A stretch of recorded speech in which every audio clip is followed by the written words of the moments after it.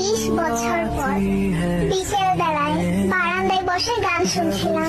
হঠাৎ করে প্লেলিস্টে থাকা একটি গান বেজে উঠলো, যেটা এক সময় আমার খুব পছন্দের গান ছিল। রোজকার ব্যস্ততায় ভুলেই গিয়েছিলাম যে এক সময় এই গানটা না শুনে আমার দিনটাই শুরু হতো না। একটু মুচকি হাসি দিয়ে গানটা শুনতে লাগলাম। তখনই গানটার মধ্যে একটা কণ্ঠ শুনে চোখ দিয়ে আপনা আপনি পানি গড়িয়ে পড়লো। কোনোভাবেই আর নিজেকে কন্ট্রোল করতে পারলাম না। তাকে নিয়ে আগে কতই না স্বপ্ন দেখতাম, কত গল্প বানাতাম, বান্ধবীদের কানের কাছে সারাদিন চেঁচামেচি করতাম। সত্যি কত না পাগলামি করতাম তার জন্য। ভেবেছিলাম হয়তো তাকে ছাড়া বাঁচতেই পারবো না।